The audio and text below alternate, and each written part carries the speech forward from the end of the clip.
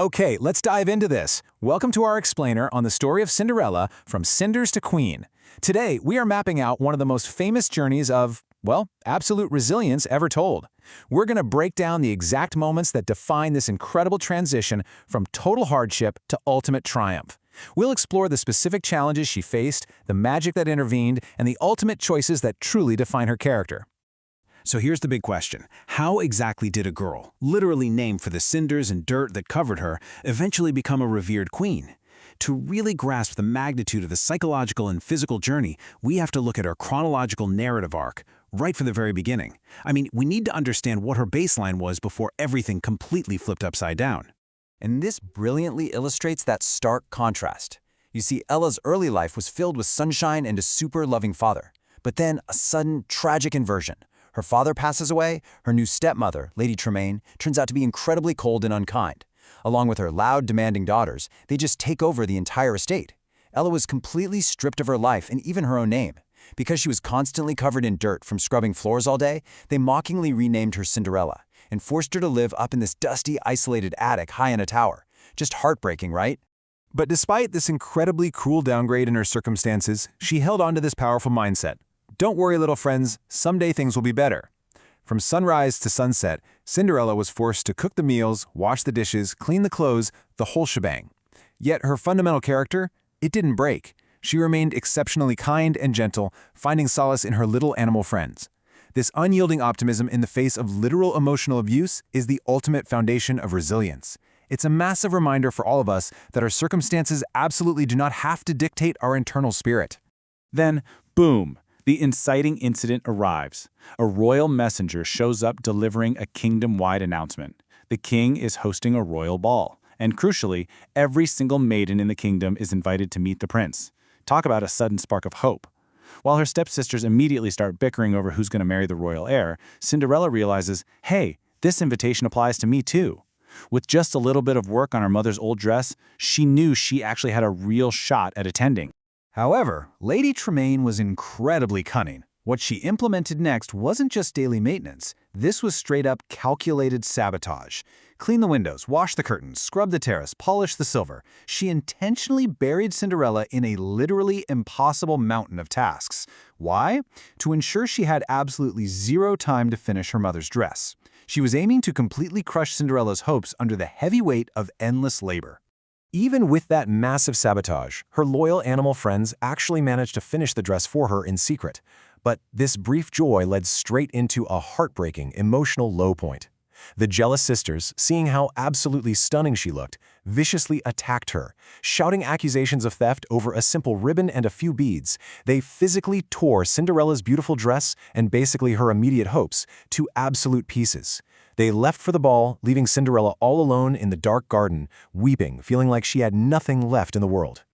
But then, just when she felt all hope was entirely lost, the narrative pivots sharply. The air itself began to sparkle, and this kind, glowing woman materialized right there in the garden. Yep, her fairy godmother. She told the weeping child to dry her tears, declaring that with just a little bit of magic, absolutely anything is possible. Now, what's really interesting about this slide is how it maps out the actual mechanics of this famous bibbidi-bobbidi-boo transformation. It's a methodical, four-step process to solve all of Cinderella's logistical problems. First, a plain old pumpkin grows and morphs into a magnificent golden carriage. Second, her loyal mice friends transform into 4 pristine white horses. Third, an old horse becomes a super fancy coachman. And finally, the most personal transformation of all, her rags vanish entirely, replaced by this stunning blue gown and 2 slippers made of pure glass. It was literally a dream realized. But, this incredible gift came with one major, unbending condition: the midnight rule. The fairy godmother explicitly warned her that the magic only lasts until midnight. The very second the clock strikes 12, everything, the carriage, the horses, the dress, will turn back to exactly how it was. Cinderella completely understood the gravity of this ticking clock, firmly promising to be home in time before riding off to the palace. Meanwhile, at the palace, the royal ball was well underway. And honestly, the prince was incredibly bored. He just hadn't found a single genuine connection. But then, Cinderella arrived. The music completely stopped. A single question echoed through the entire ballroom: who is she? The impact she had was immediate and totally undeniable. She was so magnificent, shining like a literal star, that the prince walked straight past everyone else, directly over to her and bowed. The connection between them, instantaneous and sweeping. As all the jealous onlookers muttered in the background, Cinderella and the prince just danced the entire night away, twirling across the floor. He told her, "I feel like I have known you forever," to which she replied that she felt truly, truly happy. It was this perfect romantic climax, a much-needed moment of pure bliss after years of such intense hardship. Let's move to and see how this builds into pure chaos. Right at the height of her joy, the tension absolutely peaks. 12 a.m. The clock strikes 12. She realizes with absolute horror what time it is. At 12:01, she is running frantically down the palace stairs, not even having time to give the prince her name. At 12:02, she loses one of her glass slippers in her haste, but she just cannot afford to stop. By 12:03, she leaps into her golden carriage as it races away into the night. And finally, at 12:04, as the last bell rings, the magic completely fades away. She's right back in her rags, standing in the dark, with nothing left but a single glass slipper. The prince, however, was definitely not going to just let her go. The very next day, the king issued a royal decree, a massive kingdom-wide search. Every single maiden must try on the glass slipper left behind on the stairs, and the prince declared he would marry the one whose foot it perfectly fit. So the Grand Duke was dispatched to visit literally every house in the land. But the slipper fit absolutely no one. It was a completely frustrating, fruitless search. Eventually, the Duke arrived at Cinderella's forgotten home. Now, knowing Cinderella was the mystery girl, Lady Tremaine ruthlessly trapped her. She locked Cinderella high up in the attic so she couldn't even present herself to the Duke. But here we see this amazing stark contrast of cruelty versus loyalty. Her tiny mice friends quietly stole the attic key right from under the stepmother's nose. With all their might, they bravely dragged it upstairs and slid it under Cinderella's locked door, setting her free just in the nick of time. Cinderella raced downstairs, calling out to the Duke to wait, but realizing she was about to lose, the wicked stepmother tried one final, intensely spiteful trick. She tripped the footman.